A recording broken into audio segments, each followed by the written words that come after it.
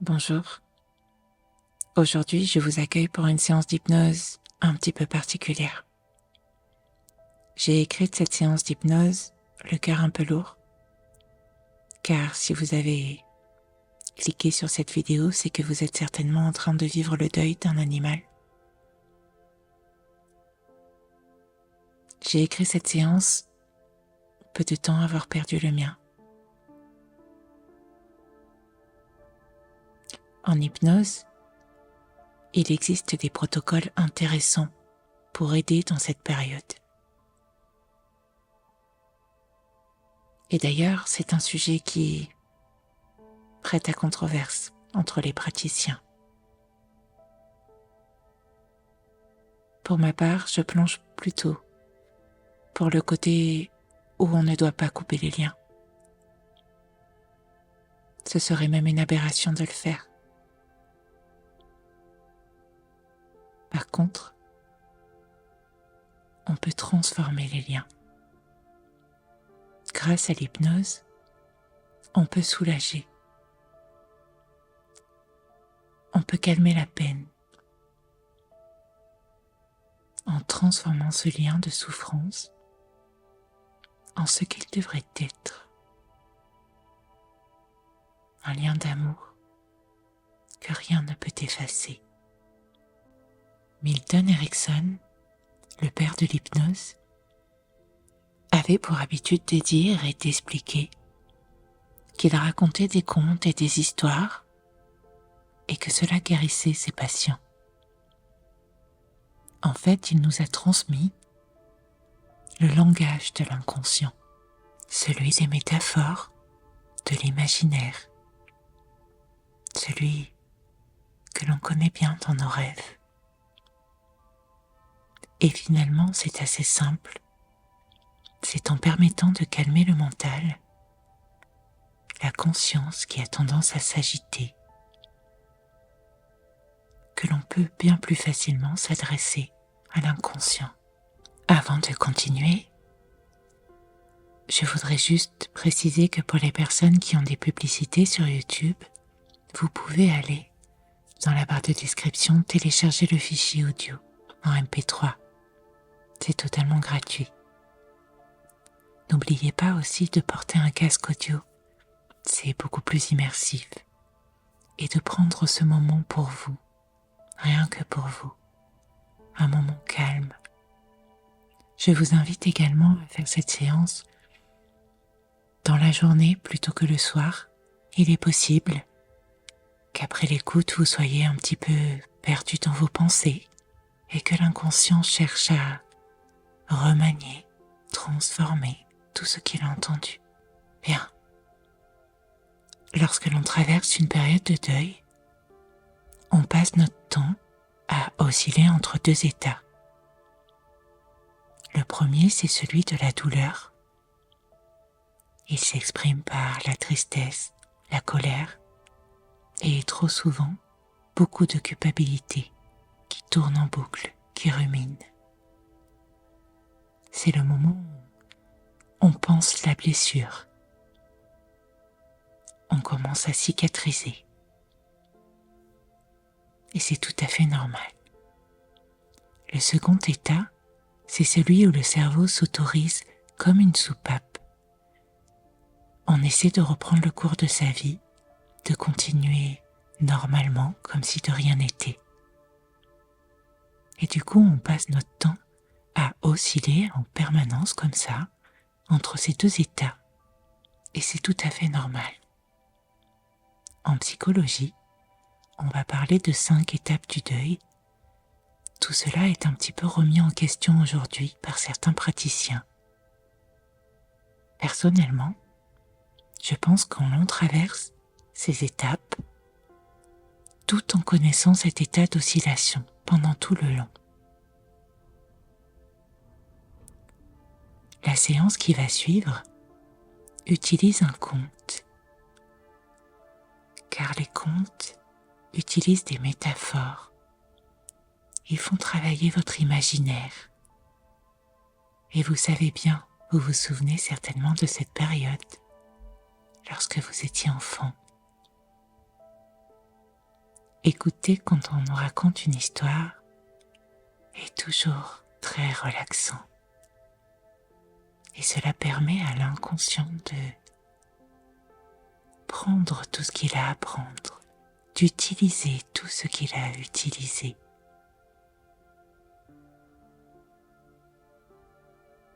Alors, retournez dans votre petit lit. Retournez essayer de trouver un moment dans votre passé, lorsque vous étiez enfant, et de vous reconnecter à un souvenir agréable. Essayez de regarder la personne qui vous lisait cette histoire. Peut-être même que l'histoire vous revient.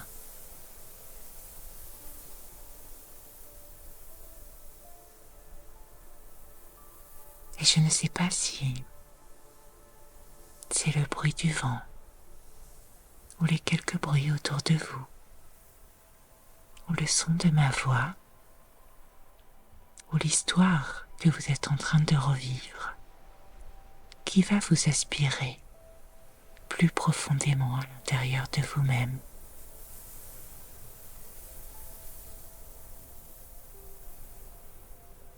Dans cet état de flottement.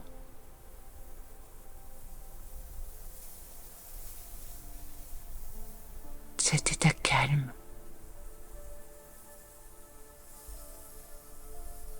Si agréable.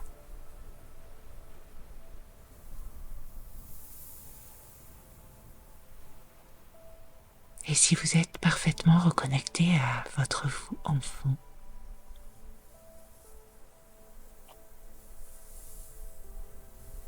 essayez de vous souvenir de vos sensations.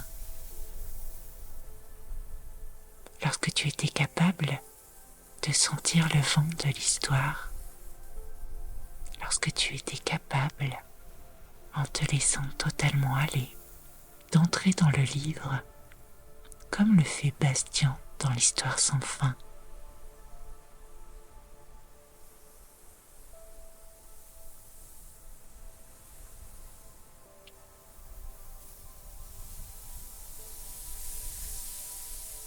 Et tandis que ce corps est en train de se reposer, de se détendre parfaitement dans son lit, ton esprit, lui, commence à glisser, à se laisser emporter. Il commence à partir à l'aventure. Et c'est d'ailleurs souvent à ce moment-là quand l'on ressent une sorte de bourdonnement. Ce bourdonnement du temps où on n'est pas endormi, mais pas tout à fait éveillé. Et c'est un moment parfaitement agréable et confortable, où l'esprit peut décider de partir un peu où il a envie d'aller. Il peut tout à fait s'accrocher aux mots qu'il entend, tout comme il peut s'évader et partir plus loin. C'est comme une sorte de dérive.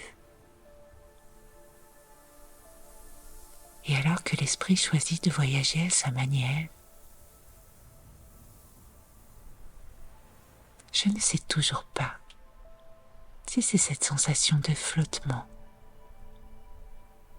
ou peut-être cette sensation d'être comme aspiré, voire de t'élever dans les airs, qui pourrait te donner l'impression de survoler des paysages familiers.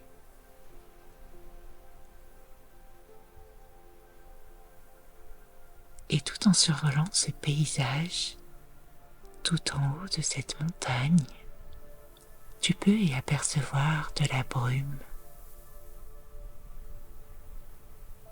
Une brume si fine et si douce qu'elle te rappelle une brume que tu as croisée il y a peut-être longtemps.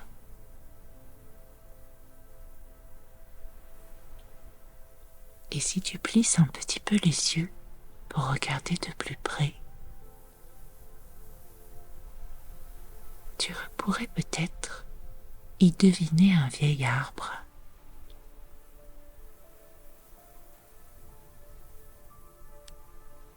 Laisse venir cette image de cet arbre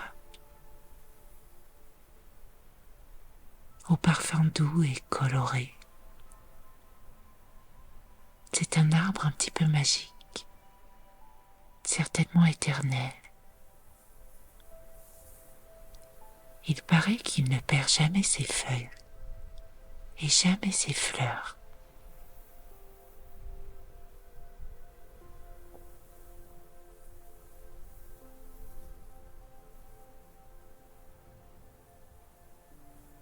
Et c'est caché dans les branches de cet arbre qu'habite une toute petite tisseuse de l'invisible.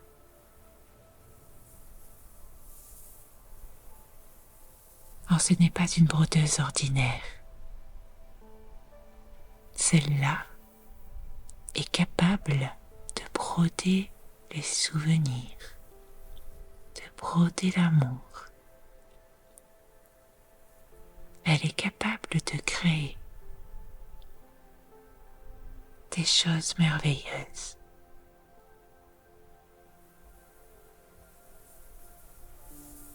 Et tu peux regarder un peu plus loin sur le chemin qui mène à cet arbre. S'approche un voyageur.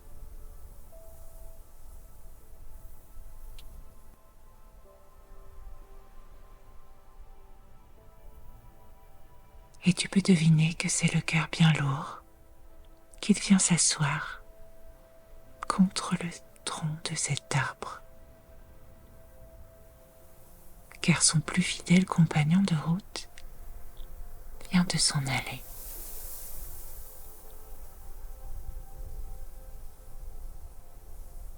Alors ce voyageur se sent bien vide. C'est comme si une part de lui-même venait de lui être arrachée. Il vit une espèce de fatalité froide et glaciale.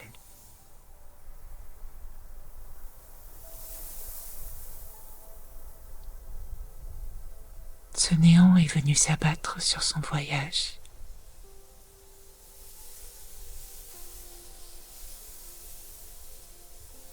Alors anéanti, contre le tronc de ce vieil arbre mille douceurs, il s'autorise à faire une pause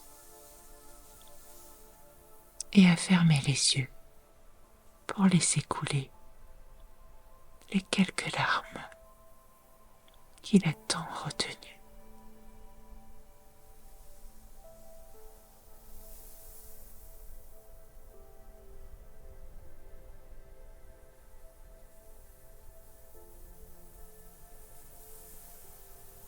Des larmes de fatigue, d'épuisement et de tristesse s'échappent.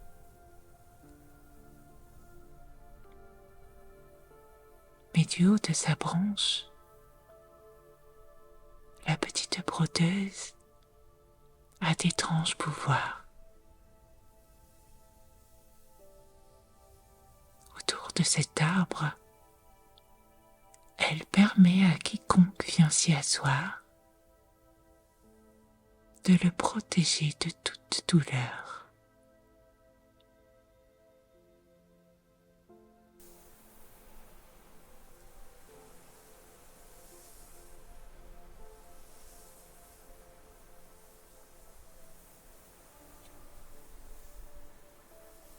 Elle est même capable de comprendre toutes les peines, d'en comprendre chaque nuance. C'est comme si toutes les dimensions de la tristesse pouvaient se dessiner devant elle, comme une partition de musique tableau ou une chanson.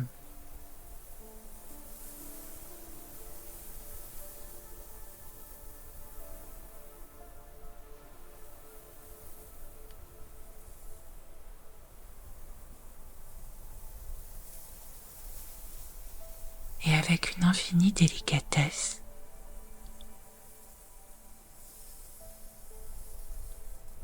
elle descend à la rencontre de ce triste voyageur le long d'un fil qu'elle tricote à mesure. Ce fil a la couleur du calme, de l'apaisement.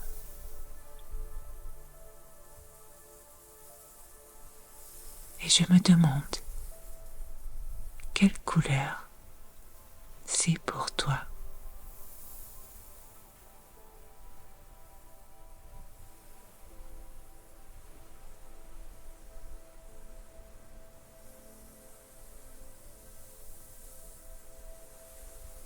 Elle sait bien, cette petite brodeuse, qu'il ne faut surtout pas effacer la peine ou la douleur. Qu'une peine doit s'exprimer. Elle doit vivre à travers le cœur de celui qui la ressent.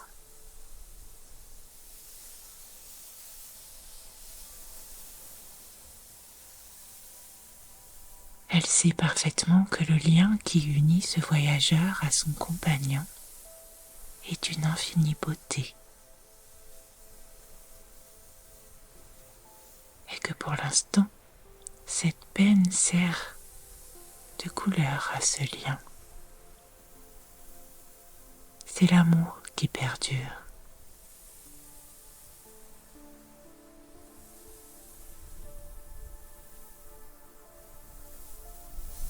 Et tandis qu'elle arrive à la hauteur de ce cœur meurtri,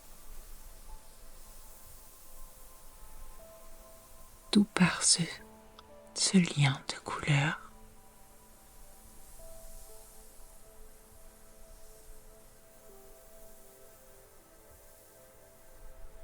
que tu peux regarder partir au loin.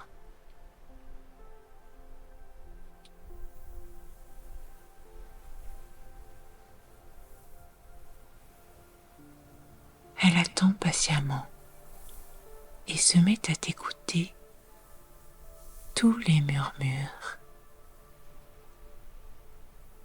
tout ce qui n'a pas été dit, tous les mots qui ne sont pas sortis, tout ce qui est resté bloqué.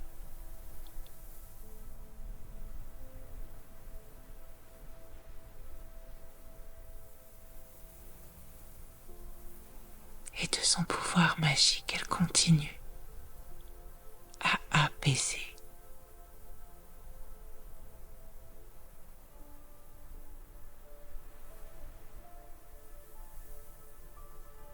Et de ses petites pattes agiles, elle commence à attraper autour d'elle tout ce dont ce cœur aurait besoin là tout de suite.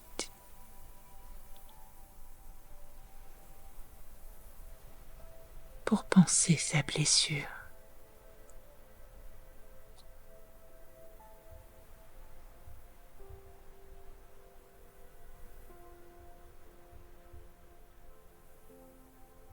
Et je ne sais pas ce qu'elle va cueillir en premier pour toi. Quel remède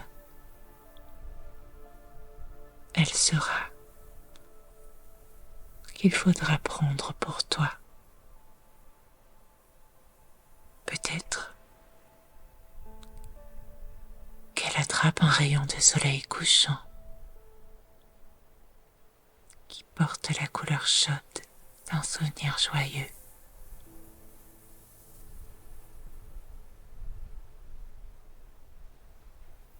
Ou peut-être qu'elle attrape le doux souvenir d'une course folle dans l'herbe. ou un voyage heureux.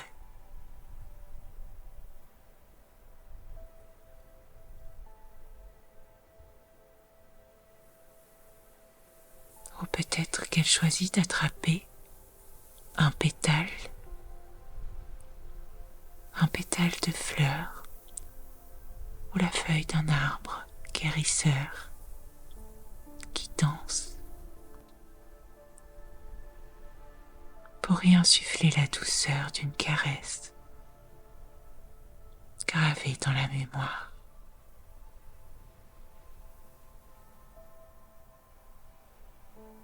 Ou le velours d'un regard complice.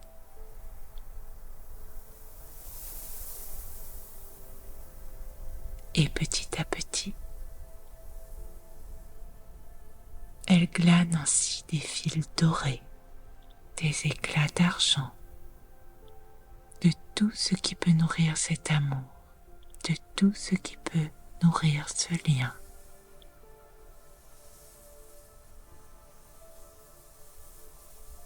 Et peut-être que ce lien, au fur et à mesure, tu le vois changer. Peut-être que sa couleur devient plus douce. Au fur et à mesure que cette petite brodeuse, avec toute la patience dont elle est capable, écoute ce que seul le voyageur peut lui raconter. Toutes les images qui peuvent revenir là maintenant.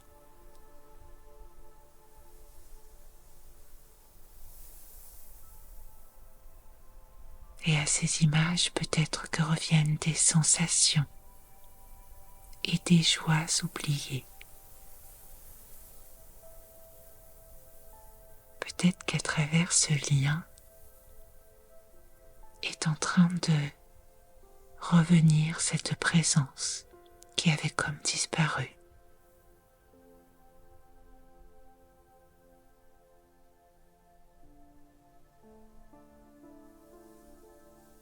Et peut-être qu'à travers cette présence, l'apaisement de savoir que rien n'est fini peut s'installer doucement.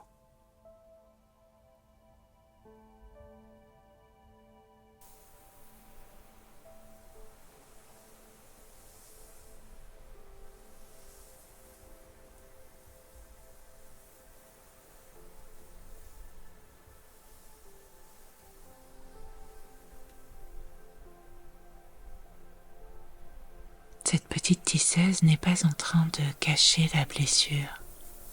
Non. Elle est en train, au contraire, d'attacher solidement ce lien, de cœur à cœur. Et à chaque fil qu'elle brode, c'est comme si elle reliait les larmes du présent aux instants si précieux du passé. C'est comme si elle avait le pouvoir, par tous ses bons souvenirs, de rendre l'amour,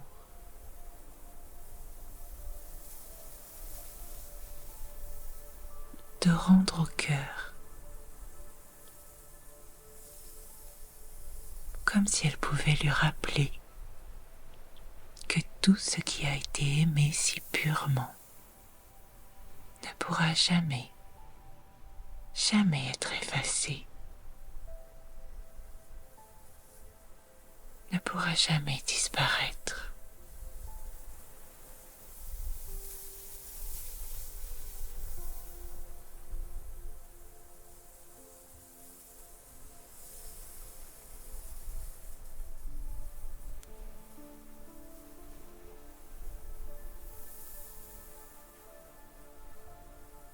Tout comme tu l'entends, on n'enferme pas le vent.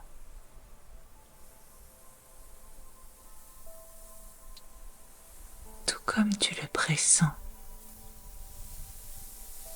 on ne retient pas un pétale qui tombe.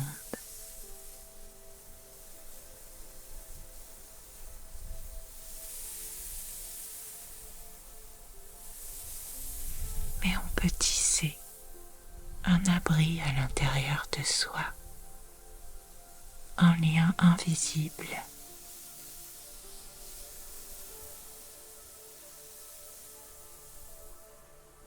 pour que rien de ce qui a été aimé ne soit jamais perdu.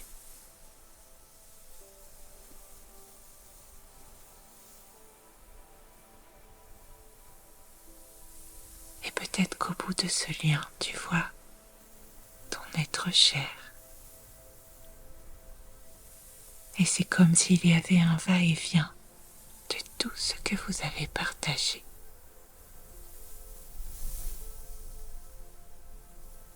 Peut-être est-ce lumineux, peut-être est-ce comme des ondes. Et à chaque fois que cela va à l'un, puis à l'autre, cet échange rempli de joie, de cette douceur que seul l'amour peut apporter.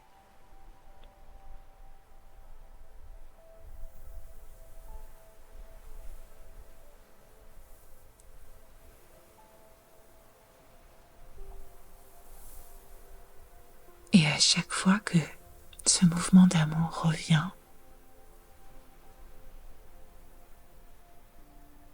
c'est comme si la tristesse se transformait en or.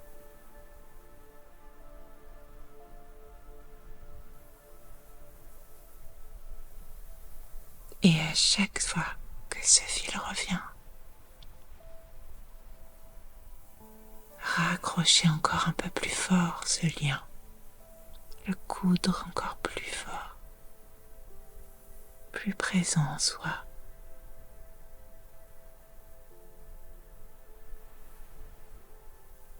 C'est comme une caresse, une sorte de certitude.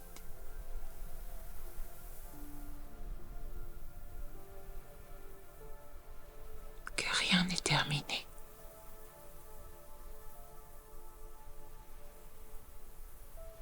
C'est un peu comme une invitation à s'émerveiller de tout ce que l'on a pu partager et de la chance que l'on a eue de vivre tout cela.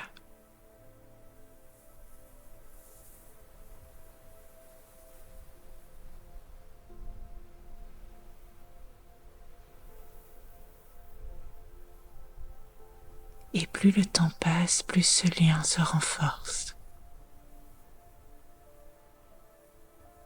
Et plus il y a de force, plus ce voyageur en aura pour construire et continuer sa propre histoire.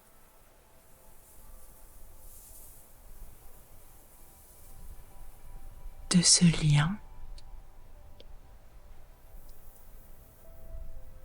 il aura toute la bravoure et le courage à présent de se remettre en mouvement.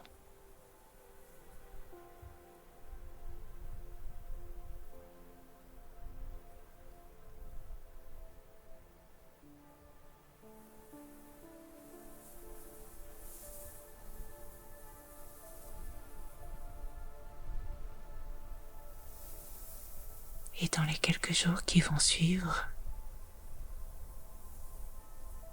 tu vas continuer à sentir ce lien se renforcer. Et tu te surprendras peut-être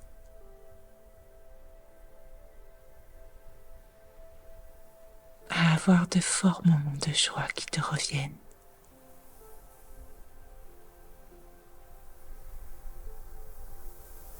Tu peux même peut-être en laisser venir un là maintenant.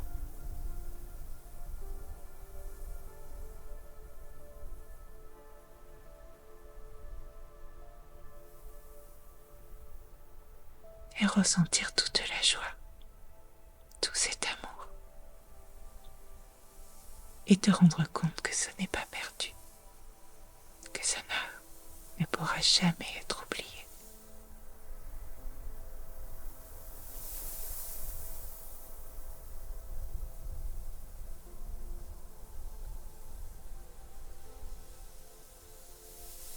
Et tu peux graver tout cela en toi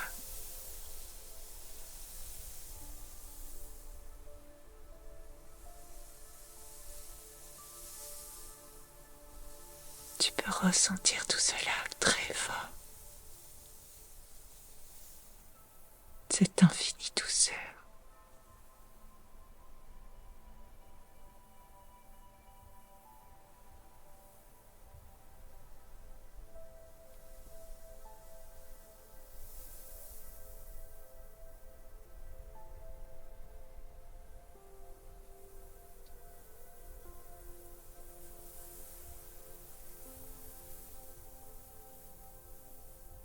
Et tout en gardant tout cela en toi,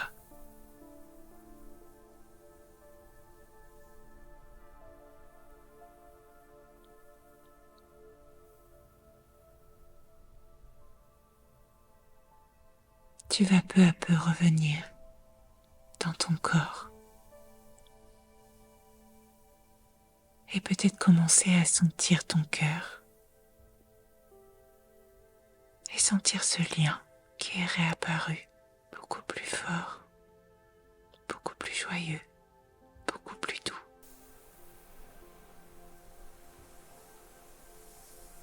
Et tu peux imaginer sa texture et sa consistance et comment il est accroché à toi.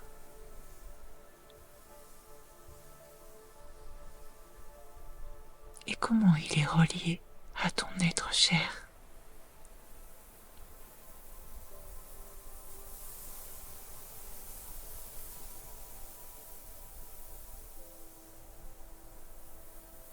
Et tu sais maintenant qu'il est tout le temps là, qu'il t'accompagne partout.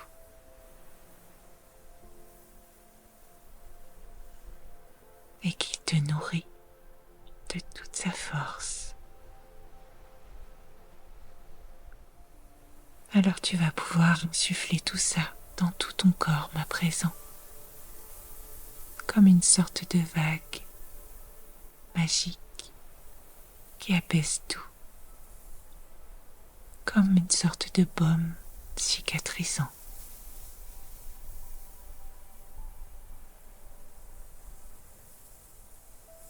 Ou comme une pilule magique, laisse venir ce qui te vient là. Laisse venir cette idée du pansement qui apaise et pose-le à l'endroit où tu en as le plus besoin.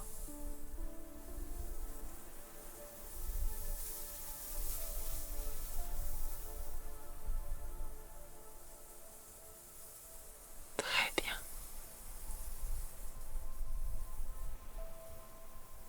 Je vais t'inviter à doucement reconnecter totalement ton corps. Commence à bouger tes mains, puis peut-être un peu le bout de tes orteils. Étire-toi, reprends conscience de toi, de tout ton être, tout en gardant toute cette joie en toi. Et tu vas revenir à toi tranquillement, te réveiller. Et tu peux même prendre une grande inspiration par le nez et te remplir d'un air plus pur, plus apaisé.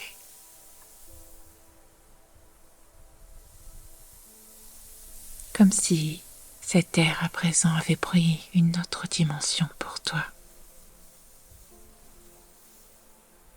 Et quand tu te sentiras prêt, tu pourras rouvrir les yeux.